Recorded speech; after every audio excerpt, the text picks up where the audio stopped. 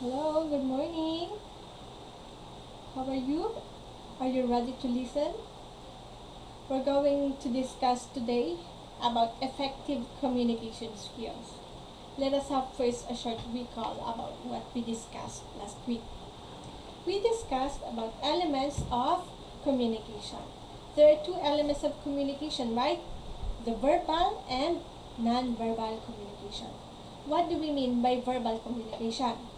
It is a communication using oral spoken language. Unlike in nonverbal communication, we are just using body movements. Under verbal communication, there are four common types. The oral communication, where the receiver and the speaker are exchanging verbal or oral message for a particular purpose, like face-to-face communication. Number two is written communication. It refers to communication and interaction using written word to convey a message. Example of these are papers, reports, and books. Media or electronic communication. Number three, it includes communication through the World Wide Web. Examples are Facebook, different multimedias, broadcasting. And lastly, the visual communication. It indicates communication using maps, graphics, traffic signals, and advertisement. In nonverbal communication, we are transmitting and conveying message not with the use of spoken language. We are using facial expression, gestures, eye gaze, body language, appearance, personal space, and haptics. There are four functional categories of nonverbal communication. First, emblem. These are the movements substituting words. Illustrators. Movements accompanying speech and accent. Regulators. These are the movements maintaining or signaling a change in speaking and listening roles. And adapters. These are the movements relating to individual need or emotional needs. I also gave you the summary of visual elements used in nonverbal communication, such as kinesics, oculesics, proxemics, haptics, chronemics, objectics, environmental factors, and physical appearance. Now, let us discuss about effective communication skills. I expect that after going through this module, you can use various strategies in order to avoid communication breakdown. What is communication breakdown? How will we conquer that? How will we address? I gave you the activity last Monday about a research about various barriers to effective listening by Ron Beck. We're going to discuss that right now. What do we mean by effective communication? Effective communication entails responsible listening between the speaker and the listener. Both parties should take the responsibility to channel the intended message properly, that such message will be fully understood, interpreted, and properly responded. However, this responsibility has not been acted upon because of individual inability to listen. The act of listening had been disregarded, and many people failed to realize that listening is connected to comprehending. You believe in that? That is, when you have not comprehended the transmitted message, then such message is of no use at all.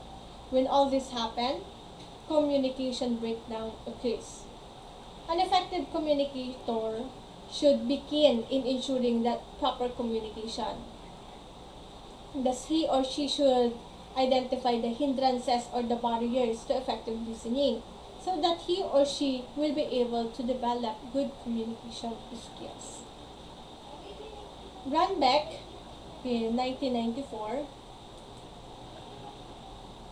suggested that a speaker, as a speaker, you need to know the barriers to effective listening in order to adjust your message and to diminish their potential negative effects.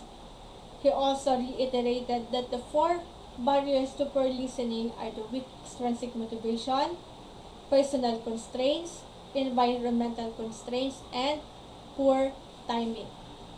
What is weak extrinsic motivation? Extrinsic motivation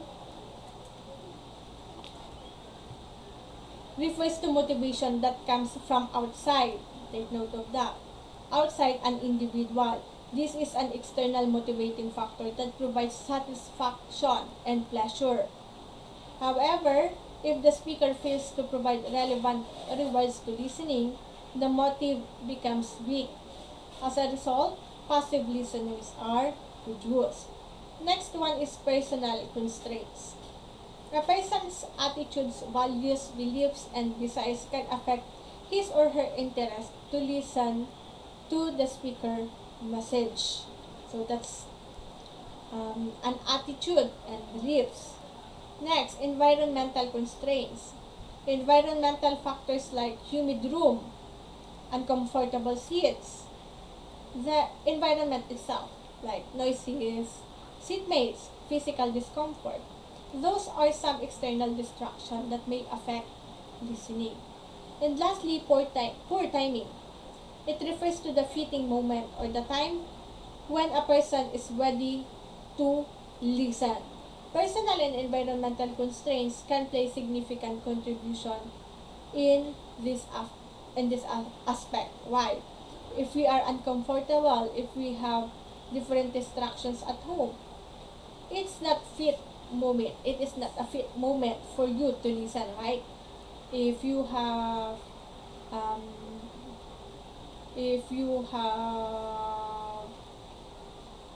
personal constraints also, you don't have the good timing to listen.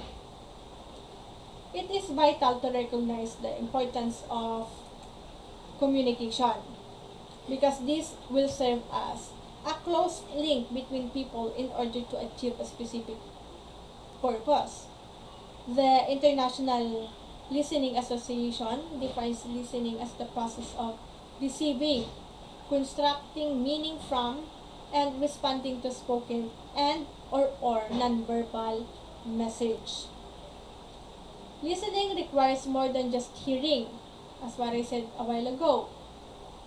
It is not just require more than just hearing messages directed to us. It is an active process of requiring understanding. You will never understand without hearing, but you can hear without understanding. Are you getting my point? Many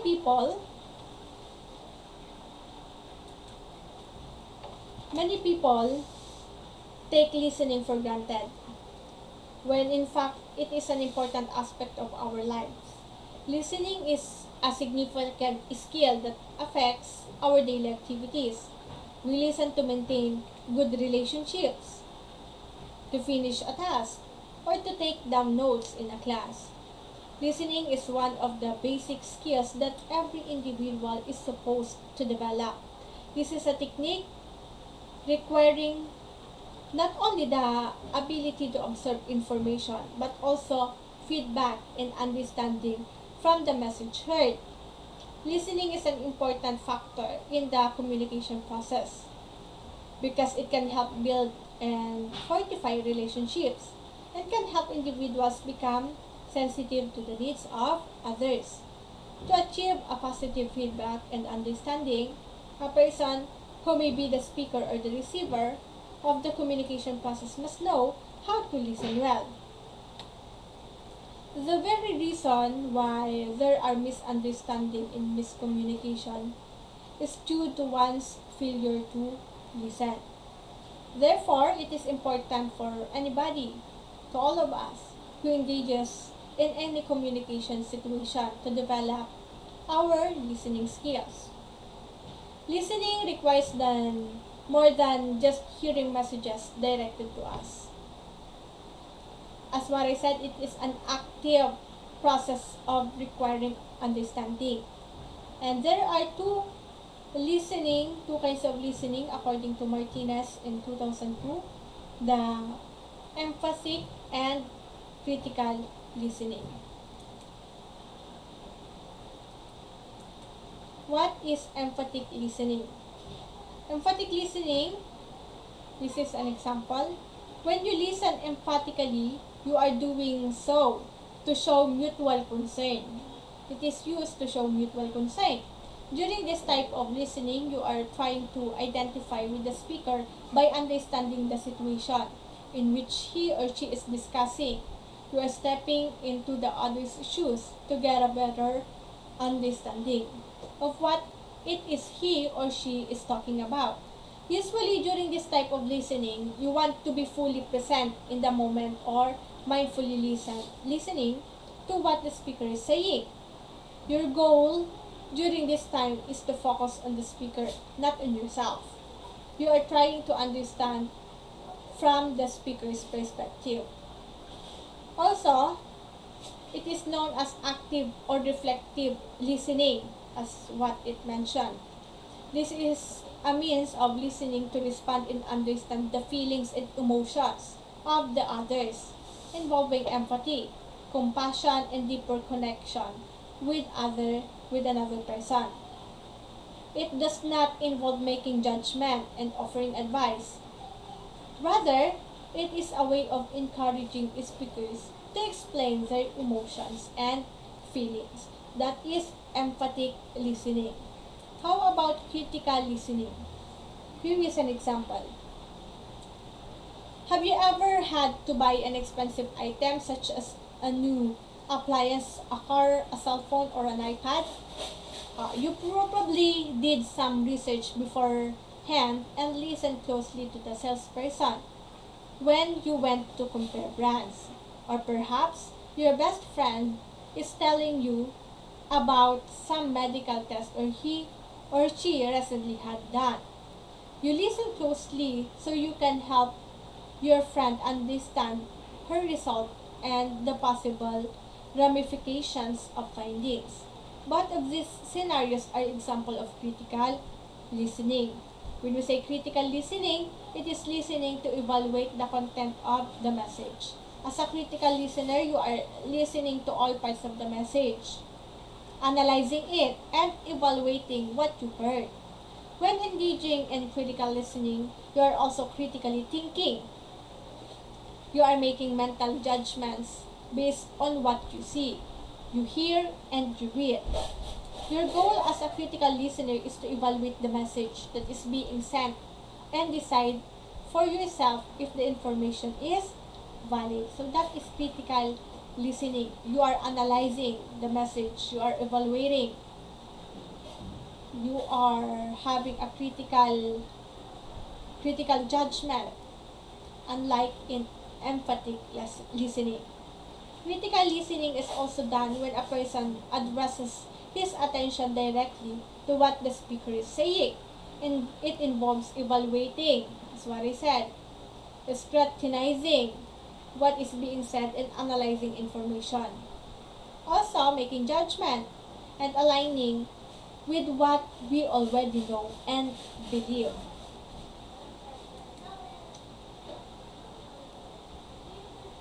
Listening is important not only in academic setting, but also in every aspect of our lives. As a process, listening involves 5 stages. Here, these are the receiving, understanding, remembering, evaluating, and responding. First, receiving.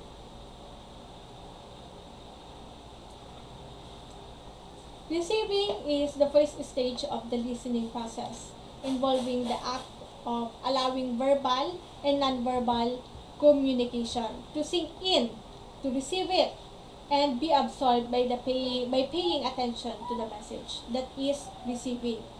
Next, understanding. This is the second stage. Listening process which is done through planning on how to respond to the message.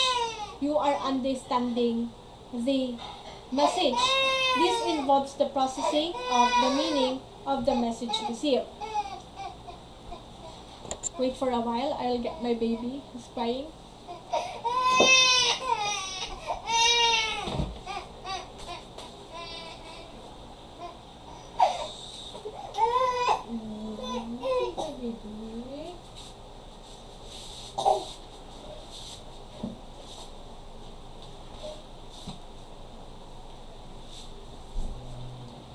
was sleeping. Here he is. Say hi. Hi, baby. This is my baby, baby Asmon. Okay, let's continue discussing our topic. Where are we now? Understanding. What is understanding? When we say understanding, this is a process which is done through planning and how to respond to the message. Go to Ate.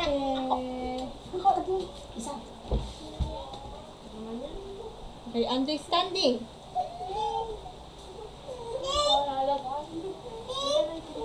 Baby is already awake. Okay, let's go back to the topic. Understanding, the second stage of listening. It involves the processing of the meaning of the message received. You understand. Next is remembering. It is the third stage of the listening process, which involves the absorbing and processing the information through retention. It is a retention of ideas from short-term memory to the long-term memory. That is remembering.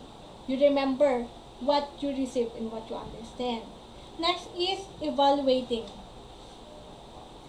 Evaluating is the fourth stage of reading process, which is done after the information has been absorbed, processed, and remembered.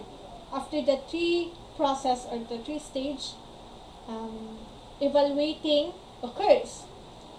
And evaluating is the act of responding to the message by evaluating facts and opinions, demonstrating judgment, identifying biases, and interpreting messages. Lastly is responding. The last stage where there is interaction between the speaker and receiver. That is also known as the feedback. It is an active participation in this stage. It is an evidence leading to positive response. If you receive the message clear, if you fully understand, if you remembered, and after you evaluate, you are responding, you are giving a feedback. In many instances, listeners are often guilty of prejudging speakers before understanding the message. As a result, faulty assumptions are made and inaccurate conclusions are given. With these hindrances, how can effective communication be achieved? According to Martinez, he reiterated that listening is both a rare skill and delicate art. It can be perfected through a master of its refinement. There are suggestions on how to listen well, according to him. First, lend your ears with complete attention and thorough concentration. Lend your ears. Be ready to listen. Next, shut out the presence of other persons to absorb what is said. Like there at home. If there are some other people chatting, talking to each other, your presence should stay on what you are listening. If you are listening to me, you have to focus on me. Shut out the presence of the other persons so that you are able to absorb what I'm talking about. Next, be removed from irrelevant noises and sound. Like a while ago, my baby was crying. Next, listen logically and analytically. Listen carefully, analyze it. Form pictures and images of what the speaker is saying. Imagination, you can insert imagination here. If the person is telling a story, you can imagine or form a picture of what he is saying, for what he is talking about. Associate what is said to certain events and experiences. And that is the last suggestion. Associate. In our activity experience, after having a short research about various barriers to effective listening, not just our research because we already discussed that, the barriers to effective listening by Grande. Now give your own suggestions on how to improve communication. Write your answers using the format posted on the classwork. That is 20 points. Again, this is the summary of what we had discussed. Effective communication skills. We have to listen carefully. There are barriers to effective listening according to Grandbeck in 1994. Weak extrinsic motivation, personal constraints, environmental constraints, and poor timing of message. Two kinds of listening according to Martinez 2002. The first is emphatic listening, and lastly, critical listening. The 5 stages of listening are receiving, understanding, remembering, evaluating, and responding. Always remember that 5. And suggestions on how to listen well, as mentioned a while ago. Your summative test is coming closer. Will be from October 11 onwards, that is 1 week. For you to have a review, you can visit our classwork from week 1 to week 6. Those are the coverage of our summative test. I hope you understood our lesson today, the module I sent last time. I hope you enjoyed and you fully understood, because our topic today is effective communication skills. You have to listen carefully so that communication breakdown will never occur. That's all for today. Have a good day and goodbye everyone. God bless.